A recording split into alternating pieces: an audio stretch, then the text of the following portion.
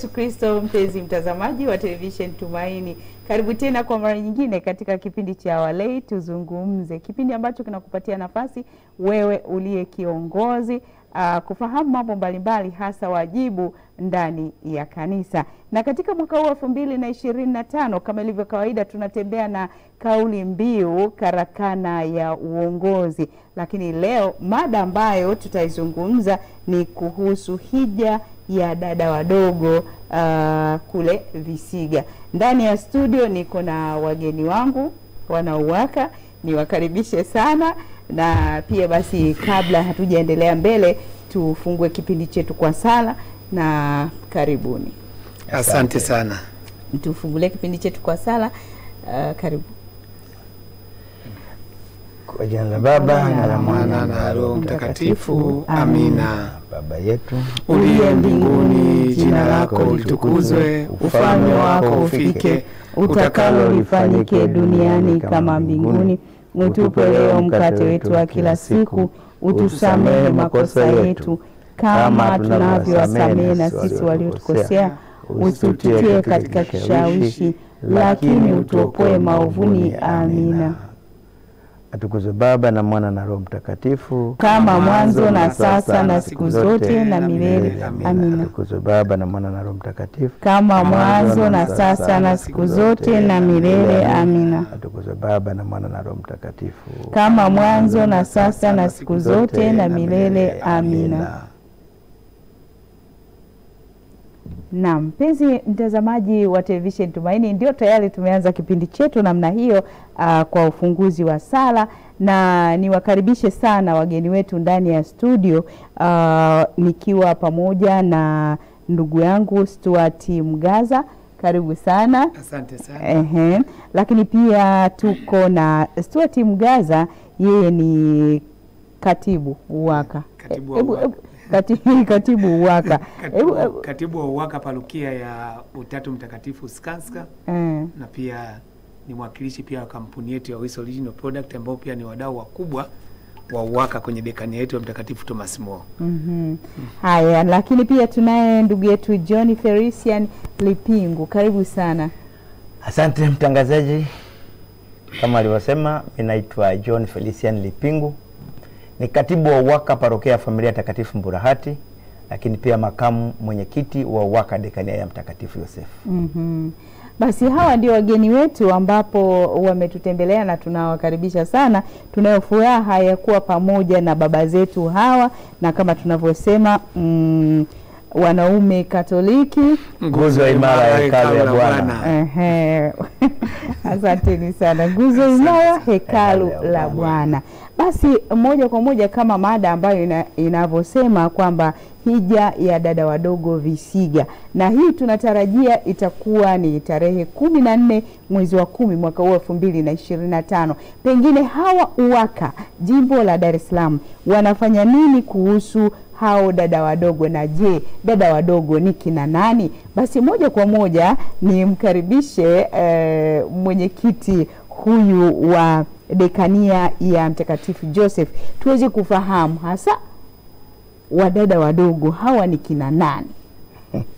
Tumsifu Yesu Kristo. Milele amina. Nashukuru kwa maelezo mafupi. Naomba tu nieleze kama ifuatavyo. Dada wadogo ni shirika la masista lililoko chini ya Kanisa Katoliki jimbo kuu la Dar es Salaam. Lakini kanisa hilo, shirika hilo la masista linalea wasichana mbalimbali ambao wanapata huduma mbalimbali chini ya shirika hilo. Kwa wale ambao labda wana kumbukumbu nzuri, ni kwamba shirika hilo lilianzia huko sehemu ya Mbagala, huko ndiko walikoanzia. Lakini baada ya kupanua shughuli zake likahamia huko Visiga. Kwa hiyo tunayo ziara ya Visiga takriban miaka 7-8 hivi. Badala ya kwenda Mbagala, sasa tunaenda Visiga. Kumbe basi tukiwa tunashirikiana na hao wadada wadogo, sisi UWAKA kanisa limetupa idhini au mamlaka ya kuangalia hicho kituo cha dada wadogo, na kama tulivyosema kwamba kila mwaka tarehe 14 tunakuwa na hija maalum ya kuwatembelea dada wadogo, hasa katika hicho kituo kipya cha huko Visiga. Maaskofu wametupa sisi wa baba kuwalea au kulea hicho kituo cha dada wadogo. Kumbe tunapofanya hiyo ziara ya dada wadogo siku ya tarehe 14, sisi ni kama mtoko maalum wa wanaume kwenda kutembelea dada wadogo. Kumbe sasa hatuwezi kwenda kutembea mikono mitupu. Tunayo mipango maalum ambayo huwa tunaitekeleza kila mwaka na tunatekeleza kwa ufanisi. Tunatekeleza kwa ufanisi kila tunapoenda. Kila mnapoenda. Kwa hiyo tunaamini sasa dada wadogo wako kwa shauku kubwa wakitusubiri wakina baba mwaka huu wanakuja kujaje. Na sisi tuwatulize tu nyoyo zao kwamba tunakuja na tutakuja vizuri zaidi ya mwaka jana. Labda maandalizi yakoje sasa ili wengine ambao wanatutazama wakati huu waweze kujua sasa tunaendaje katika huo mtoko wa hiyo hija maalum ambayo huwa mnaifanya kila mwaka? Okay. Kwanza labda nianze na mpango mkakati wa kusaidia dada wadogo kila mwaka. Mwaka huu nadhani maaskofu wetu wapendwa wametupangia kufanya labda makusanyo yapatayo karibu milioni 400 hivi. Kumbe utaratibu au mkakati maalum wa kijimbo ni kwamba kila parokia ya jimbo kuu la Dar es Salaam inatakiwa ichangie shilingi 2,200,000 kila parokia. Kumbe kwa parokia zote zilizoko jimbo kuu la Dar es Salaam zinatakiwa kuchangia hicho kiasi. Lakini kwa upendo na kazi nzuri ambayo tunafanya, unajua kazi za Mungu wakati mwingi hazikwami zipo parokia ambazo zinatoa zaidi ya kiasi hicho, na ndipo tunapovuka yale malengo ambayo huwa tunafanya nini, tunapangiwa. Lakini kimsingi ni kwamba kila parokia inatakiwa ichangie shilingi 2,200,000 kwa ajili ya hija ya dada wadogo Visiga tarehe 14 mwezi wa 10 2025. Haya, mtazamaji, tunaona namna gani jinsi ambavyo wamejipanga. Labda nimgeukie ndugu yetu Stuart kwa uzoefu, labda ni namna gani ambavyo mnafanya kuweza kukusanya hiyo michango kufikisha lengo au pengine kuvuka lengo la hiyo michango? Mnatumia mbinu gani hasa? Asante ndugu mtangazaji. Mbinu ambazo tunazitumia sisi kama baba kuweza kukusanya hii michango tuweza kutimiza lengo, na miaka kama 2 iliyopita tulikuwa tunawekea lengo lakini baadaye tunavuka lile lengo kutokana na uhamasishaji ambao tunaufanya kwenye maparokia yetu. Mimi kwa mfano kama kwenye dekania yetu ya Mtakatifu Thomas More, jimbo ametuwekea shilingi milioni 2.2, lakini sisi tukaona kwamba kwa sababu sisi wa baba wa dekania ya Mtakatifu Thomas More tuna uwezo na tunahamasishana kwa nguvu zote, tukaona hapana, tuongeze kidogo. Tukaamua kuweka sisi milioni 2.5 na tunaanza kuhamasisha kuanzia kwenye jumuiya, tunakuja kwenye kanda na mpaka kwenye ngazi ya parokia, na wanaume wanaitika, wanatoa kwa sababu kutokana na wanavyojua kwamba dada wadogo sisi ndio tunao walea kama sisi wa baba wa jimbo kuu la Dar es Salaam. Ni wajibu wetu kwamba kujitoa kuweza kutimiza yale malengo ambayo tumeyapanga kwa mwaka ule ambao tumejiwekea. Labda katika hilo kuna wengine labda wamekuwa na ugumu ule wa kutoa, kwa maana labda sijui nisemeje hapo. Kwa sasa utakuta nachukulia tu hii kidogo kwa mbali sana na tunaona ushiriki wa wababa hasa kwenye vitu vingi sana vya jumuiya hivyo, yani kidogo wako mbali. Labda wakina baba wengine mnapowafuata kuwauliza michango, mwitikio wao ukoje? Tumsifu Yesu Kristo. Milele amina. Katika hili tunaomba tukiri wazi, tumshukuru Mungu kwamba wababa wana mwitikio mkubwa. Mkubwa sana. Unajua mimi ninavyojua kwamba ndani ya kanisa Katoliki kama baba hajatia mkono hakuna chama ambacho kinatembea. Kwa sababu hata mama wawata akitaka kwenda Tabora si lazima aombe kibali. Wakati mwingine kibali na nauli pia nachangia pale. Kumbe sasa ni kwamba siku za nyuma wababa walikuwa bado hawajajitambua, lakini elimu ambayo UWAKA jimbo inawapa watu kupitia uhamasishaji hatua mbalimbali kuanzia kwenye jumuiya, mitaa au kanda mpaka parokiani, kuna uelewa wa kutosha. Kuna uelewa wa kutosha na wababa wanahamasika. Na wababa sasa tunalichukua hili jambo kama ndio visiting day yetu kwa ajili ya kwenda Visiga. Kumbe huwezi kwenda kumuona mtoto kama ile figa ambayo ilipangiwa haijafanya nini, haijakamilika. Tukiachana na labda madhaifu kidogo tulionako kwenye jumuiya huko na nini, lakini kwa hili lazima tumshukuru Mungu, na tunaongea kishujaa kwamba hata wamama hawatupati. Hata wamama hawatupati. Na bahati nzuri Mungu ametuweka kwenye ratiba ambayo wao huwa wanaanza, sisi tunakwenda mwisho. Kumbe tunapoingia tumeshaona akiba yao imeingia kiasi gani, sisi tunakuja kwa nguvu kubwa. Labda niongezee hapo kwamba wamama hao wanapopeleka kwenye michango yao ya kule Visiga kwa wakaka, hiyo michango tunatoa sisi kuwapa. na tunashukuru kwamba kwa sababu hili jambo limeitikiwa na wanawaka wengi wa jimbo kuu la Dar es Salaam. Tulianza kidogo kwa kusuasua, lakini baadaye baada ya watu kuona kwamba kumbe hili jambo ni muhimu sana na ni wajibu wetu sisi kuwatunza wale dada wadogo. Mpaka kuna wadau wengine wanajitolea koja kutuchangia kwenye ile swala la dada wadogo. Kwa mfano kama mimi natokea kampuni ya Oiso Original Product. Mkurugenzi wangu naye akasimama kwamba mimi kama mwanauwaka, hebu na mimi kampuni yangu nichangie. Akachangia shilingi milioni 2.5. Umeona? Na kila mwaka anatoa. Tunampongeza. Kwa hiyo tumpongeze kwa hilo, kwa sababu ndio wadau kama hao wanaotuchangia kwamba hii swali limemgusa kwamba dada wadogo wale, mimi kama baba mwenye familia nyumbani, wale kama watoto wangu. Kwa nini siwatunze? Kwa hiyo naamua ngoja mimi nitoe cha kwangu niweze kuwatunza wale wa dada wadogo. Tukiona kama maandalizi ambayo sasa mnatuambia yamefikia kwenye hatua fulani ambayo ni nzuri, labda zipo parokia ambazo mnazifahamu bado hawajakamilisha, na kama bado tunaona siku zinabaki chache?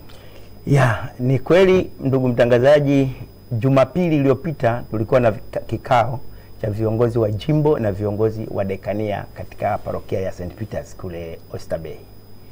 Tukaangalia trendi nzima ya uchangiaji jimbo zima la Dar es Salaam au jimbo kuu la Dar es Salaam. Kuna bado, kuna hatujafikia. Lakini katika kile kikao tuliona kwamba tumeshafika tunakaribia 50%. Na tukiwa pale, kwa sababu viongozi wote walikuwa pale, na tukawa tumewakilisha maparokia. Kwa hiyo kila parokia yake ilitaja deadline. Sisi deadline kijimbo ilikuwa ni tarehe 29 mwezi huu wa mwezi wa 9. Ndio deadline kijimbo. Tulikuwa nataka parokia zote ziwe zimesoma, watu wote wameshamaliza. Sasa kuanzia Jumapili mpaka jana, mpaka juzi tarehe 29, akaunti bahati mbaya agizwa hili hatujawasiliana na mweka hazina. Tungelikuja na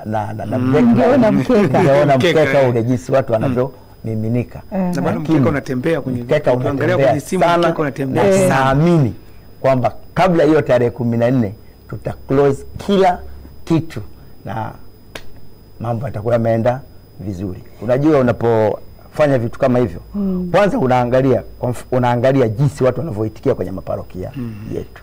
Hakuna mwanaume mwenye kigugumizi kwa ajili ya kulitekeleza hilo. Kila mtu yuko tayari. Lakini pia katika kislago zetu za utekelezaji, wakina mama wanasema wakiwezeshwa wanaweza. Lakini sisi tukiamua tunatenda. Kwa safari tumeamua kama tutatende kwa ajili ya dada wadogo. Na Mungu ametusikia na tutaendelea kutenda kwa sababu tunafanya mambo ya kiroho na ya kumtukuza Mungu. Haya, tumeona kazi mojawapo hii mmesema ni kutegemeza wadada wadogo. Labda kazi nyingine ambayo waka nyinyi mnaifanya kama utume wenu ndani ya kanisa ni ipi? Waka ina kazi nyingi sana ambazo zinafanya ndani ya kanisa.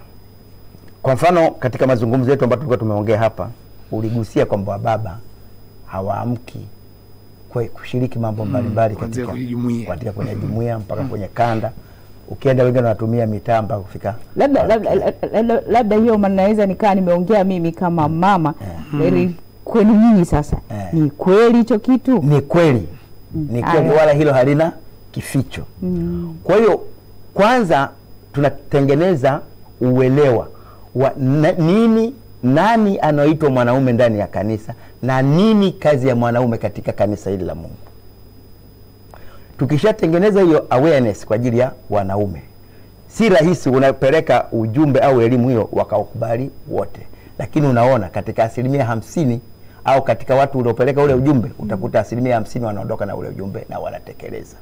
Unajua maandiko mara nyingi yanatueleza tu, unaweza kupanda mbegu kwenye barabara watu wakakanyaga, ukapanda kwenye mawe sijui jua likanini ndege wanaokota, lakini tunahakikisha kwamba kile tunachokifanya kwa ajili ya UWAKA, ili jimbo lijitegemeze kwa ajili ya UWAKA, sisi always tunapanda mbegu kwenye mboji ili uweze kumea. Labda mimi niongezee hapo. Angalia kwenye maparokia zetu, maparokia yetu yani haya. Unakuta tunajenga nyumba ya padri. Inapofikia vitu vinavyotakiwa viingie ndani, kwa mfano kama furniture. Unaambiwa baba pelekeni furniture.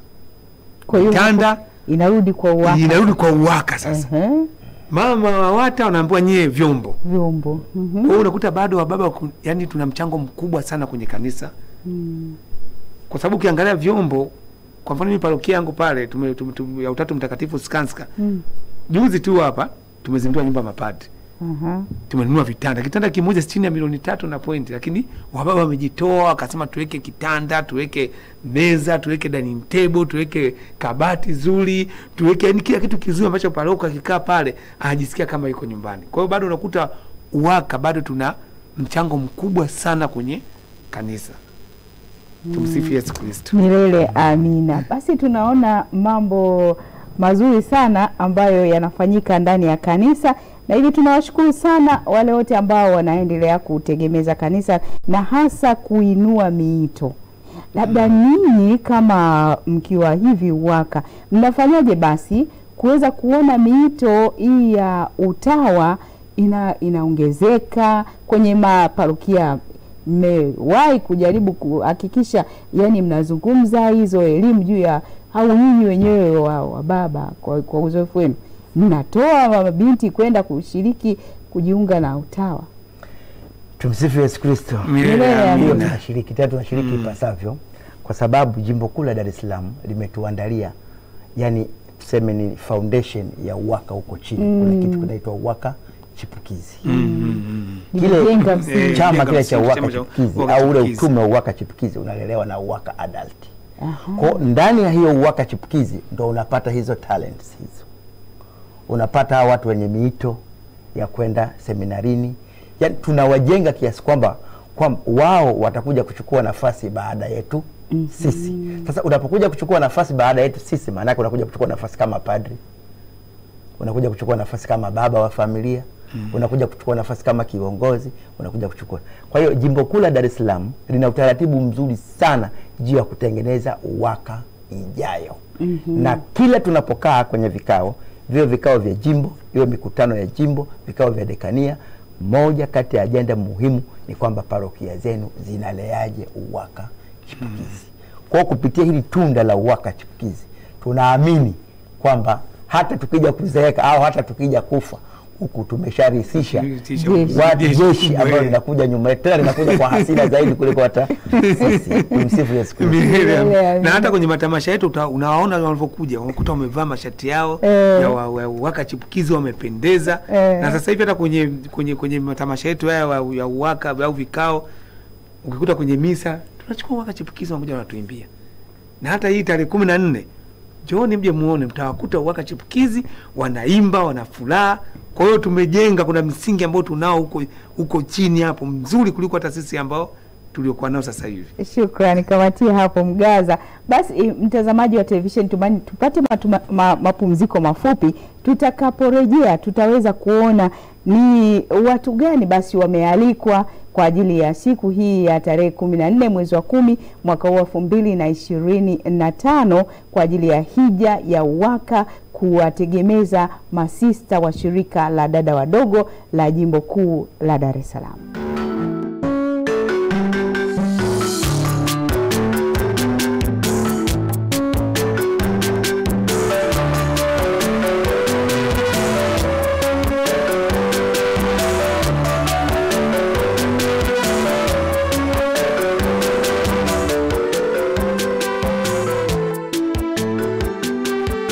Na mtazamaji, baada ya mapumziko mafupi, kumbuka tunatazama kipindi cha Walei Tuzungumze, na mada ambayo tunaizungumza hii leo ni kuhusiana na hija ya masista wa shirika la dada wadogo Jimbo Kuu Katoliki Dar es Salaam, ambayo hufanyika kila tarehe 14 mwezi wa 10 mwaka tofauti. Kwa hiyo kwa mwaka huu pia hija hiyo ipo, na hapa ndani ya studio tumepata nguvu nyingine imeongezeka. Tunaye kaka Andrew Cheyo, yeye anatoka dekania ya Pugu. Karibu sana kaka, tumsifie Yesu Kristo. Milele amina, tumsifie Yesu Kristo. Milele amina. Kuna mmoja hapa ameuliza swali kwamba yeye anasikia tunasema dada wadogo. Hawa ni wadada wadogo, yani kama watoto au ni kivipi? Katika historia ndugu yetu Felician alikuwa amezungumza, ni rejee kwake uweze kumfafanulia vizuri mtazamaji. Tumsifu Yesu Kristo. Milele amina. Unajua, ndani ya kanisa Katoliki tunazo lugha au tunao utamaduni ambao wa unyenyekevu. Dada wadogo ni shirika la masista wa dada wadogo ambalo liko chini ya kanisa Katoliki Jimbo Kuu la Dar es Salaam. Ni masista kabisa ambao lilianzishwa miaka ya nyuma, nadhani lilianzishwa na Cardinal Rugambwa. Labda kwa nafasi hiyo nikupatie nafasi uweze kumwalika huyu ambaye kama yuko Dar es Salaam hawezi kufika hiyo siku, atakutana nao. Tena hiyo ndio ingekuwa nzuri sana, ningepata ushuhuda wa kutosha. Kwa hiyo basi dada wadogo lile shirika baada ya kuanzishwa linafanya shughuli mbalimbali za kikanisa au masista. Kwa hiyo ni pamoja na kulea watoto yatima, pamoja na kufanya shughuli za mambo ya kikanisa. Lakini kwa sasa jimbo limewakabidhi jukumu kubwa la kuendesha baadhi ya shughuli katika vitu kama elimu na shule na nini. Kwa hiyo lilipopanua shughuli zake, kanisa ndani ya Dar es Salaam likaona sasa likabidhi hilo shirika kwa wababa ili waweze kushirikiana nao kuwalea. Kwa hiyo sisi tunachofanya kama wababa ni kuwasupport shirika lile la dada wadogo katika ile miradi ambayo wanafanya nini, wameianzisha. Kwa mfano shule, sasa hivi kule Kisiga kuna shule kubwa sana kule Visiga ambayo ilianza, kuna primary, kuna na secondary sasa. Na hizo zote ziko chini ya shirika la dada wadogo ambao wako chini ya Jimbo Kuu la Dar es Salaam. Kumbe sasa baada ya shirika kupanua shughuli zake, jimbo likaona ni wajibu sasa wa wanaume kutia mkono pale ili kujaribu kuwapa nguvu zaidi, hasa katika upande wa swala la elimu. Kwa hiyo ambayo tunaifanya, kampeni hizo mbalimbali tunazofanya, michango hiyo tunayofanya ni pamoja na kuboresha lile shirika la dada wadogo, hasa upande wa elimu. Wana eneo kubwa, wamejenga shule pale, wana visima vya maji, wana bustani, wanafuga na nini. Kwa hiyo tunapozungumzia dada wadogo ni shirika la masista watu wazima ambao wanaendesha shughuli za kikanisa, lakini chini ya mwavuli unaoitwa shirika la masista dada wadogo Jimbo Kuu la Dar es Salaam. Sawa. Basi tumkaribishe pia kaka yetu Andrew Cheyo kutoka dekania ya Pugu. Tunadhani unaweza tupitisha kidogo, mmeandaaje, maandalizi yakoje, kutakuwa na nini hiyo siku ya hija, watu watoke saa ngapi, na kuna ile ratiba kidogo. Asante sana, tumsifu Yesu Kristo. Milele amina.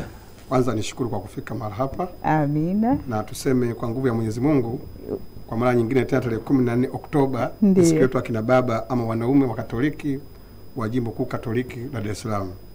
Na kwa kweli tunatumia nafasi hii kualika sio tu waamini wa Katoliki wa Jimbo Kuu la Dar es Salaam akina baba, lakini hata majimbo jirani, Bagamoyo, Morogoro na yote wenye mapenzi mema. Na sio wanaume tu, hata akina mama pia tunawalika. Misa ni jambo la watu wote. Na kwa kweli siku ile kutakuwa ni shamra, ni sherehe. Kwa hiyo tunafahamu tarehe 14 Oktoba huwa ni sikukuu ya kumkumbuka mtumishi wa Mungu Julius Kambarage Nyerere. Kwa tuko mapumziko ya kitaifa. Mapumziko ya kitaifa. Tunatumia nafasi hiyo kumwenzi Mwalimu Nyerere, lakini pia kutumia nafasi hiyo kukutana wanaume wote kwa kujadili pamoja masuala ya msoma Mwenyezi Mungu na kufurahi pamoja na kuwategemeza dada hao wadogo. Sasa ratiba tutatarajia ianze saa 1:30 asubuhi. Tuwe tumeshaanza kuwasili pale, na kutakuwa na matukio mbalimbali ikiwemo semina masuala mbalimbali ya kiimani, ambao muonesha semina atakuwa amekwisha kuandaliwa tayari. Kutakuwa kuna masista, lakini pia kuna mapadre ambao watakuwepo kwa ajili ya kutulisha semina mbalimbali juu ya mahitaji yetu au changamoto za kiroho na kimwili ambazo wanaume wanakumbana nazo. Lakini baada ya hapo kutakuwa kuna misa takatifu. Misa itaongozwa bila shaka na askofu mkuu au ambaye atakuwa amemkashimisha kufanya jukumu hilo. Lakini baada ya hapo kutakuwa kuna mawasilisho sasa, ambapo kila dekania itasimama kwenda kujimwamba fai kusema kusema imepeleka kitu gani. Na hapo niseme dekania Pugu mwaka huu tumejipanga kweli kweli. Dekania Pugu tuna parokia 14 na parokia teule 6, jumla 20. Ukipiga hesabu pale inakuja milioni 41,800,000. Sisi tumejipanga kumpeleka baskofu fedha ili tuweze kutegemeza kituo hicho. Lakini baada hapo pia kutoka kuna burudani kutoka kwa wabinti ambao tunawalea pale, wataimba. Lakini baada ya hapo pia tunatarajia sasa huwe ni mtoko za watu kula na kunywa na kufurahi. Tumeandaa kuna nyama choma ya kutosha kitimoto, kutoka kuna wine. Nitumie nafasi kuomba kina baba na wenzangu wote, kwanza nawakaribisha waje kwa wingi. Lakini tunafahamu utamu wa mvinyo. Lakini vema tukapata mvinyo baada ya misa takatifu. Hebu tusali kwanza misa, baada ya misa sasa tuweze kupata mvinyo wetu vizuri bila kuwa na wasiwasi wote. Hiyo ni siku yetu kwa muda ambapo utakapona nyie inafaa. Lakini pia niseme kulingana na idadi kubwa ya watu watakaokuwepo pale, tumejipanga katika kuhakikisha kwamba kusiwe kuna jamu. Kwa hiyo tumeandaa njia ambayo magari yataingia na ingia, kisha ingia atakwenda kupaki uwanjani yote, hata ruhusu gari iweze kusimama njia na kushusha watu.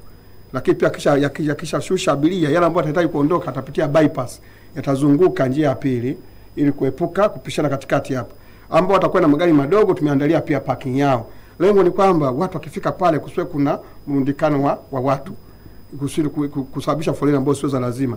Lakini pamoja na hao tumeandaa askari wa kutosha ambao watakuwa wanasaidia katika kuelekeza watu na vyombo vya moto. Pia scout wetu watakuwepo. Kwa kweli niseme siku itakuwa ni murwa na ni burudani sana. Kama kawaida yetu akina baba twendeni tukalimdime pale Visiga kwa dada wadogo. Tumsifu Yesu Kristo.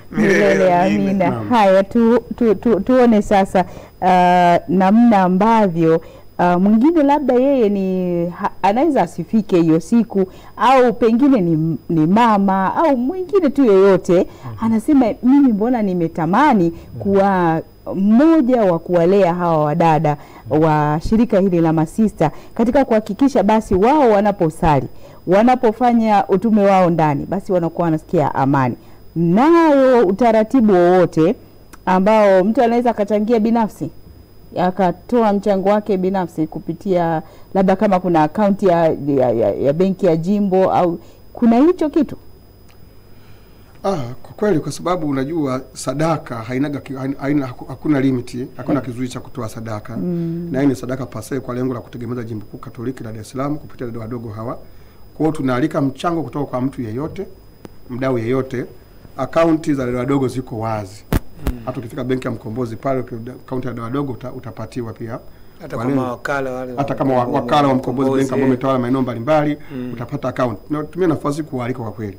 Sio akina baba tu na akina mama pia, na yote mapenzi mema, hata walio nje ya Dar es Salaam, hata ambao sio Katoliki wanafahamu kazi njema ambazo zinafanywa na kanisa Katoliki. Ukienda pale ile shule kwa kweli ya Staboma ni shule moja nzuri sana, na wanasoma pale sio Katoliki tu, wako watu wa dini zote. Kwa kuna mingana wiwa japo sio Mkatoliki, lakini asaidie maendeleo ya kanisa kupitia taasisi ambazo kanisa linasimamia, angependa kuchangia, tunamkaribisha kwa mikono miwili. Na kwa sababu makanisa pia yapo, kama naona labda ni vigumu kupata akaunti au kupata utaratibu, anaweza kafika parokia yote ya Katoliki akaonana na uongozi wa kanisa mahalia, watamuelekeza, watamsaidia kumpa akaunti, ataweza kuchangia. Kwa hiyo michango kwa kila mtu inakaribishwa. Labda nije kwako ndugu yangu Felician. Asante. Unajua unacho kitu cha kuongeza hapo? Mimi nacho kitu cha kuongeza. Tumsifu Yesu Kristo. Amina. Tunapozungumza kwa ajili ya dada wadogo au tunataka twende kule Visiga kijasiri, manake ni kwamba tunafanya uhamasishaji wa jumla katika maparokia yetu. Inaonekana au haiwezekani kwamba labda parokia zote zinaweza zikafanya kitu kwa siku moja. Tunazo parokia ambazo bado mpaka sasa hazijakamilisha, lakini zimeishaingiza pesa. Kwa muda huo uliobaki tuutumie vizuri kwa wanaume na watu wa parokia zote, kwamba kile ambacho maaskofu wametupangia kwamba 2,250,000 mbili kila parokia. Ni lazima kifanya nini? Kikamilike. Na wale ambao watakwenda extra mile. Ndio. Cheyo amesema leo utakuja na kitimoto pole kutoka vikamilike. Tutakapokamilisha huo wajibu wa msingi, ndipo hapa tunazungumze lugha ya kitume kwamba jukumu ambalo tulikabidhiwa tumefanya nini? Tumelikamilisha. Labda niongezee kitu kimoja hapa. Tunajua hatufanani. Kuna parokia za katikati ya mji, zingine kidogo ziko pembezoni. Mtu akisikia 2,200,000 anaweza kafanya nini? Akashtuka. Lakini kwenye kanisa hakuna mtu ambaye hana cha kumtolea mtu kabisa.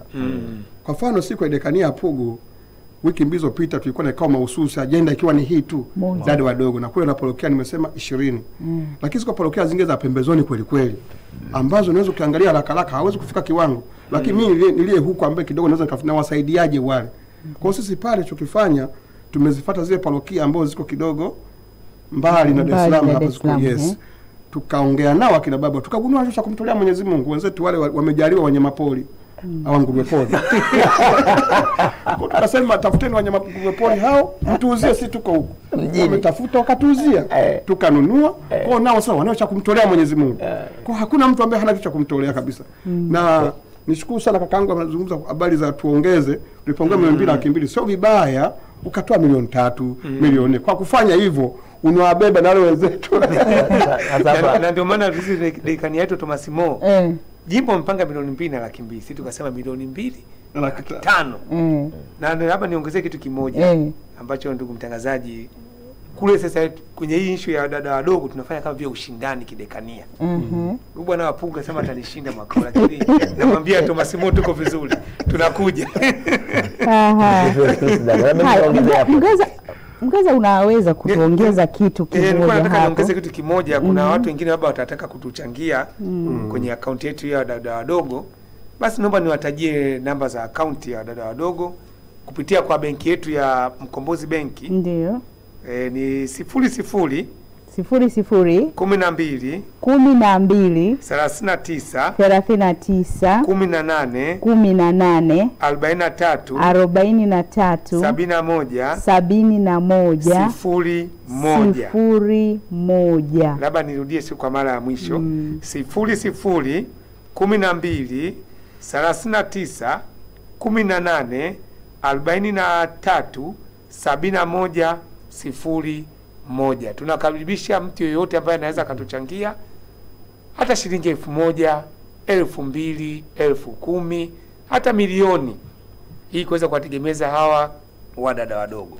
Unaweza kwenda kwenye benki yetu ya Mkombozi au kwa wakala yoyote ukamwambia bana, mimi nimekuja kulipia habari za wadada wadogo.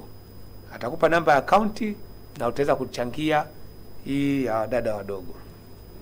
Haya, nirudi sasa kwako Felicia, ni ambacho ulitaka kuongeza hapo. Mimi kwanza nimshukuru Mungu kwamba ndugu yangu Cheyo amezungumza habari ya parokia zilizoko pembezoni. Miongoni mwa watu ambao wana shida hiyo ni pamoja na dekania ya Mtakatifu Yosefu. Sisi tuna parokia 3 ziko Mafia ambazo zimeingizwa kwenye mfumo kama parokia, lakini pia bado utendaji au uchangiaji wake katika vitu kama hivyo unasumbua. Kule tuna Mafia yenyewe, tuna Donge na kuna nyingine inaitwa Baleni. Lakini zenyewe ni kama vile hazipo. Sasa kumbe kwa utukufu wa Mungu na kwa mfumo mzima ambao unaweza kuchangia hizo parokia za pembezoni. Cheyo parokia zake zimechangia kitimoto. Wamewauzia wale wa parokia za mjini. Basi sasa sisi tumepata njia pale wa Mafia watuletee samaki huko. Wa Mafia watuletee samaki. Sisi tutanunua samaki. Wao wapate kitu cha kuchangia. Kwa sababu huwezi kukosa kabisa kile cha kumchangia Mungu. Na miaka yote wanatoka zero, miaka yote wanakwenda kidogo wanasuasua. Kumbe sasa tumepata jinsi gani ya kuwaunganisha wa Mafia tutembee kisima. Labda hapo tuweze kufahamu katika hiyo siku naweza waamini wanaweza kuja na matoleo mengine au ni huo mchango tu unatosheleza kufanya vitu kama hivi? Inaruhusiwa watu wakaja na matoleo au hebu tupe kidogo? Hapana. Yaani katika hiyo ni ibada ya kawaida pamoja na hizo hela ambazo tumezichanga kwa ajili ya tegemeza dada wadogo, bado kunayo matoleo ya kawaida. Kwa mfano kila dekania nayo kuna matoleo mbalimbali yamepangiwa, kwa sababu labda unaweza kuambiwa Pugu wapeleke gunia la mchele, Suneni wapeleke gunia la sukari, sio kina nani wapeleke nini, yani kuna matoleo yale mbalimbali. Lakini pamoja na hayo pia kuna sadaka zile ambazo zinatolewa pale pale kwenye ile ibada. Nazo ni kwa ajili ya wanaume, lakini ni kwa ajili ya hiyo siku maalum. Lakini mimi labda niwaambie wa ndugu zangu, mimi kule Mburahati kwangu huwa nasemaga hivi, ni bora watu wakose kwenye hizo misa zingine, lakini siku ya Visiga lazima waende, kwa sababu haiwezekani uende katika ibada moja ambayo inasaishwa na zaidi ya maaskofu wawili duniani haipo. Lakini nafasi unaweza kuipata wapi? Visiga, siku ya dada wadogo. Katika misa moja unapata maaskofu 3 kwa pamoja.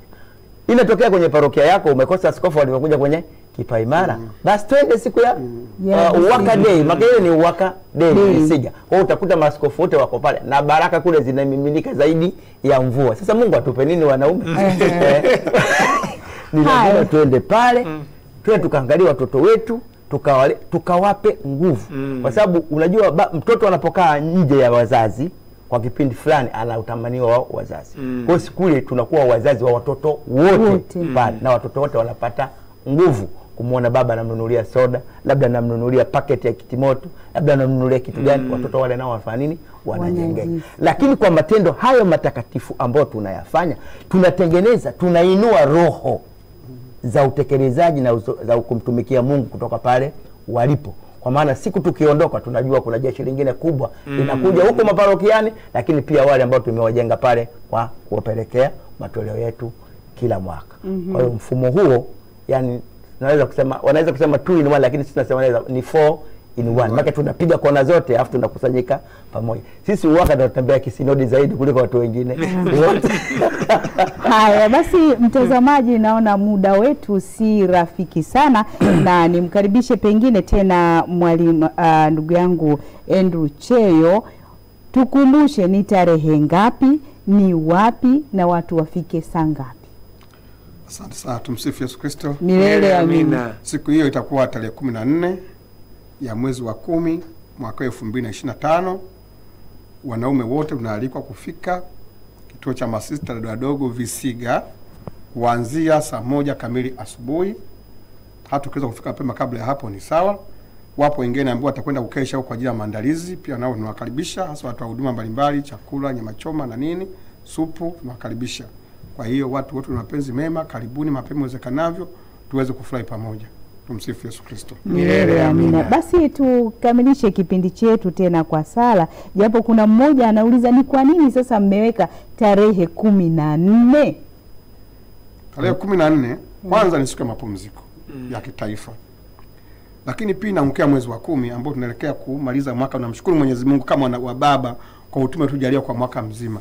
Lakini 3 ni siku ya kumkumbuka mwana Uwaka mwenzetu Julius Kambarage Nyerere, ambaye wakati serikali inakumbuka siku aliyokufa, sisi kama vile tunasherehekea maisha yake ya Ukristo. Kama unaofahamu, kanisa lipo kwenye mchakato wa kumtangaza mtakatifu. Kwa hiyo na sisi siku hiyo, pamoja na kujadili haya, pamoja na kushirikisha haya, tunamwangalia huyu Julius Kambarage Nyerere, maisha yake kimisionari na Kikristo yako namna gani. Na sisi basi tuweze kufuata mwenendo wake ulio mwema. Huu Uwaka mwenzetu nambari 1 Julius Kambarage Nyerere. Ndio maana tarehe 14 Oktoba. Baba, tukamilishie kwa sala. Lakini mtangazaji kidogo naomba hivi. Kadri tulivyokuwa tunaongea hapa, kuna wageni wanatoka maeneo mbalimbali na wanajiuliza watafikaje huko Visiga kama tunashiriki nasi. Tunataka tuhakikishie kwamba tunao usafiri wa kutoka katika kila parokia kuelekea Visiga. Kwa hiyo atakapofika kwenye parokia yoyote aulize, jamani, mimi Visiga na kwendaje? Ataingizwa kwenye hayo magari yaliyotayarishwa, atafika Visiga kwenda kumshukuru Mungu kwa yote na kushiriki katika matendo hayo yote matakatifu. Usafiri ni wa bure. Haya, sala fupi tufunge kipindi chetu. Kwa jina la Baba na la Mwana na la Roho Mtakatifu. Amina. Tunaukimbilia ulinzi wako mzazi mtakatifu wa Mungu. Usinyime tuomba katika shida zetu. Utuokoe siku zote ya dunia kwa hatarini. Ewe Bikira mtukufu na mwenye baraka, amina. Moyo mtakatifu wa Yesu, utuhurumie. Moyo mtakatifu wa Yesu, utuhurumie. Moyo mtakatifu wa Yesu, utuhurumie. Moyo wa Mama Bikira Maria, utuombe. Moyo wa Mama Bikira Maria, utuombe. Moyo wa Mama Bikira Maria, utuombe. Watakatifu wote wa mbinguni, mtuombe. Watakatifu wote wa mbinguni, mtuombe. Watakatifu wote wa mbinguni, mtuombe. Kwa jina la Baba na la Mwana na Roho Mtakatifu, amina. Basi mtazamaji, ndivyo tunavyokamilisha kipindi chetu cha Walei Tuzungumze siku ya leo. Niwashukuru sana wageni wetu, nikianza na Stuart Mgaza, asante. Lakini pia Andrew Cheyo, asante, wewe anatoka dekania ya Pugu. Mgaza anatoka dekania ya Tomasimo. Haya, nishukuru pia ndugu yetu John Felician Lipingu, yeye ni makamu mwenyekiti wa dekania ya St. Joseph. Jamani, asanteni, tunashukuru sana, na tunajua mtazidi kufika ili kutukumbusha tarehe 14. Mimi ni Selina Joseph Matuja, sina la ziada. Tumsifu Yesu Kristo. Amina.